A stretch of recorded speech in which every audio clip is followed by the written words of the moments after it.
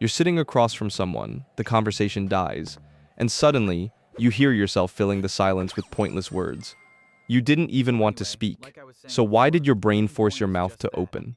To understand why you overshare, we have to rewind the clock. For roughly 300,000 years, humans lived in small hunter-gatherer groups of 15 to 50 people. There was no such thing as independence, and there were certainly no doors or walls.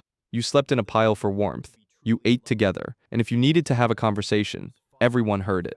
In this ancient world, privacy as we know it didn't exist, because the concept of being alone was completely foreign. Solitude wasn't a luxury, it was a death sentence. You were a slow, weak primate surrounded by apex predators built to kill you. If you were separated from the protection of the group, you would find yourself facing cave lions 25% larger than modern lions, or packs of 30 dire wolves hunting in the dark.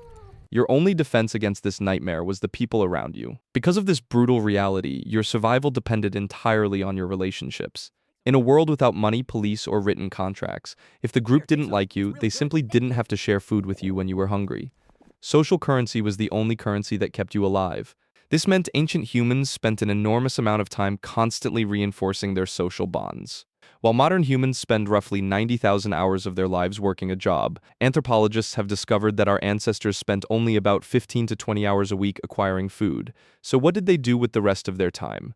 They engaged in what anthropologist James Sussman called social time. Adults spent roughly 6 hours every single day just talking, joking, and grooming each other. You invested this massive amount of time into social interactions, not because it was economically productive, but because being highly social was how humans stayed human and how they stayed alive. But the true crucible of human communication didn't happen during the day.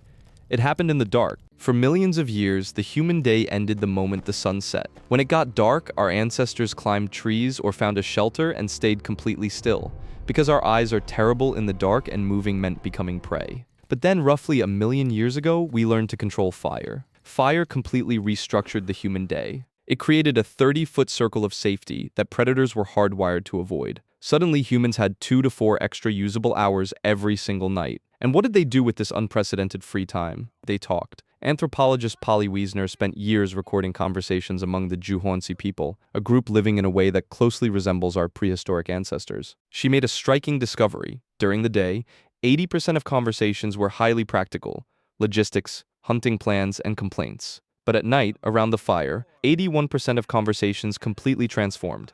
They became stories, myths, tales of ancestors, and jokes that made the whole camp laugh. The campfire became the original theater and the original classroom. It was a nightly ritual where humans broadcasted their social value, entertained the group, and proved their belonging. Constant communication around the fire built human culture, and more importantly, it signaled harmony. Silence around the fire meant you weren't participating. Silence meant a breakdown in the social fabric. This brings us back to the present day, and the real reason you can't stand an awkward pause. To understand this next part, we must step outside our primary historical records to look at modern psychology. When behavioral researchers study human conversation today, they find that it takes roughly 4 seconds of silence for a conversation to feel awkward. Just 4 seconds. Once a pause crosses that threshold, our anxiety spikes and our brains register a physiological sensation of rejection and exclusion. Why? Because your brain is still operating around that ancient campfire. For 300,000 years, a continuous flow of conversation meant safety, warmth, and inclusion. A sudden silence signaled an immediate threat.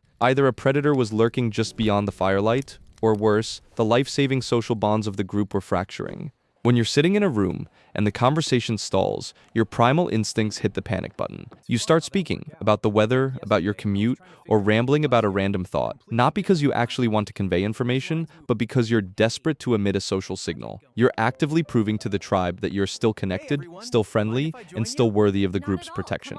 We live in a modern world with walls and doors, but we are running on ancient hardware. We traded the campfire for coffee shops, but the deep-seated fear of social exile remains perfectly intact. So the next time you catch yourself rambling just to kill an awkward pause, don't cringe. Give yourself some grace. You aren't just oversharing. You're executing an ancient survival script. It's just your 300,000-year-old instincts trying to keep you safe from the dark. If you enjoyed this deep dive into the ancient wiring of your brain, hit that subscribe button, leave a like, and let me know in the comments, what's the most awkward thing you've ever blurted out to fill the silence?